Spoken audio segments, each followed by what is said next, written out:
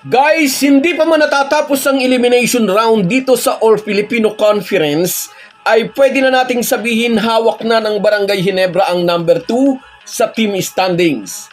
For sure, sasabihin ng mga haters, "Hoy, hindi pa! May habol pa ang team namin." O di sige, maghabol kayo sa Tambol Mayor.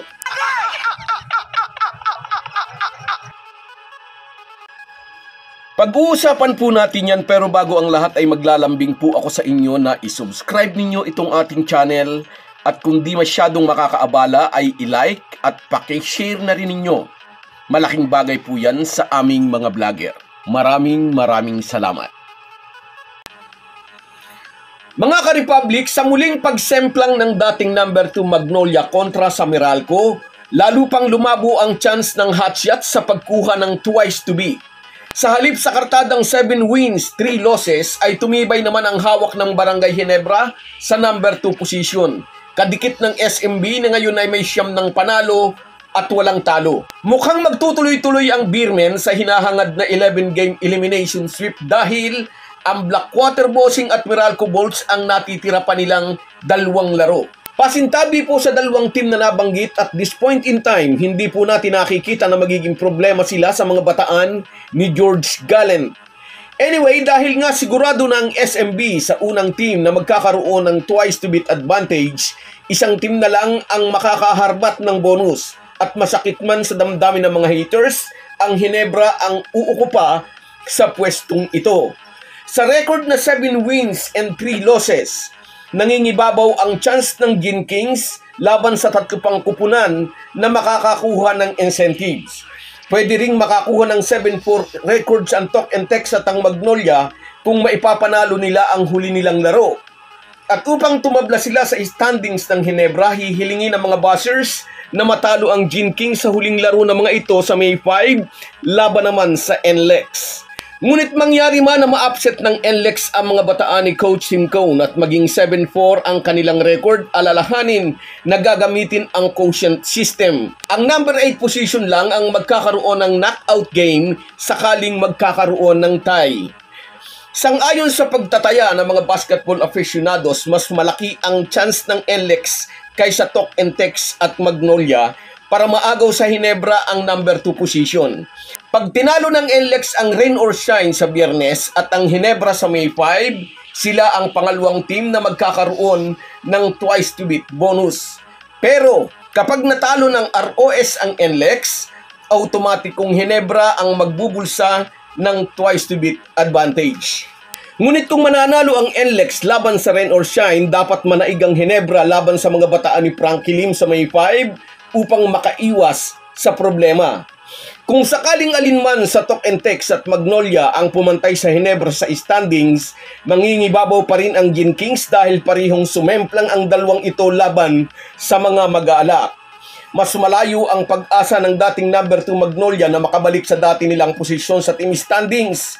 Kahit manalo ang Hotshots kontra sa Tok and Tex at sa Converge, ay mahihirapan silang takpan ang 23-point differential dahil natalo sila sa Ginebra 87-77 at sa NLEX 87-74.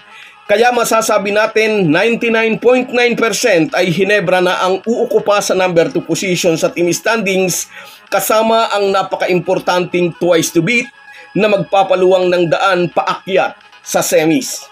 Naniniwala tayo na on the way na ang SMB para ma-achieve ang very rare na elimination sweep na huling nagawa ng Tok and Tex noong 2014 Commissioner's Cup. 10 kupunan pa lang noon ang PBA at tinapos ng TNT ang elimination stage 9-0. 9-0 na rin ngayon ang SMB, 2 games away na lang para ma-achieve ang nagawa ng TNT noong 2014 at ng Presto noong 1990 All-Filipino Conference. Nag-champion noon ang Presto sa 1990 All-Filipino Conference matapos sweep ang elimination, ngunit hindi iyon nagawa ng TNT. Sumemplang ang tropang Giga sa finals sa kamay ng Sunmig Coffee na Magnolia Hotshots ngayon. Si Tim Cone ang coach noon ng Sunmig Coffee.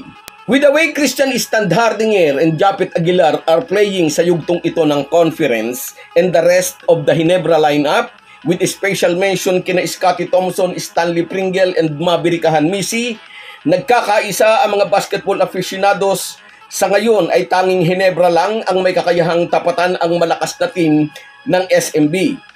Stuck ang Beermen sa lahat ng posisyon. Sa center position, mahirap tibagin ng 7-time MVP na si Junmar Fajardo. Kapag binigyan ng pahinga si Dakrake, nariyan si Mutaw Tua, naaayudahan din ni na Rodney Brondal, Don Trullano at CJ Perez. Nakaabang sa labas at handang sumalaksak o tumira sa tres sina Lassiter, Cruz at Chris Ross. Ano pang hahanapin mo? Sabi nga ni Coach George Gallant, puro pamatay ang kanyang 15 players. At maraming ang naniniwala, Ginebra lang ang may kakayahang harapin ang Death 15 ni Coach George Gallant. Medyo inalat lang ang Gene Kings in terms of injured players. Injured sina Jamie Maloso at Jeremiah Gray. Pero sila ang pinakamalapit na team na pwedeng makapigil sa rumaragasang Beermen. Junmar Fajardo and Mutaw Tua against Stan Hardinger and Japet Aguilar. Terence Romeo and Chris Ross against Scotty Thompson and Maverick Ahanmisi or Stanley Pringle. And so on and so forth. Wag lang magkakaroon ng aberya at wag sanang magkatapat sa semis, posibleng Ginebra versus SMB sa finals. Kung masusweep nga ng SMB ang elimination at didiretso sila sa finals, inaasahan natin na Ginebra ang nakaabang sa dulo ng daan.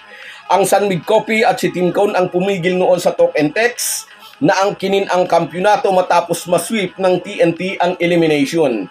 At ngayon na coach na si Tim Cone ng Ginebra, may pagkakataon siyang ulitin ang kasaysayan. So guys, yan lang muna. Hanggang sa muli. Kung wala po kayong mga viewers namin ay walang magtatagumpay na vlogger. Kaya salamat po sa inyong panunood. Shoutout sa iyo, Ding Malabuen. Salamat idol, wag ka nang aalis. Bago siya sa ating channel, shoutout din sa iyo, Abilino Clarito. Kaya yan ang Ginebra. Sa iyo rin, Margie Dakay, shoutout. Sa iyo rin, Rosalinda Balbuena, shoutout sa iyo, idol. And Neil Marteja, yes, go, go, go, Ginebra. Sabi niya, Papa Kiko, good luck kay David Muriel. Rino Baral, yeah, go for the kill, sabi niya. Raymart Pagulayan and Colo Garcia, shout out sa inyong dalawa mga idol. Salamat sa inyong panonood. Nestor Villaflores dyan sa Victoria, Laguna.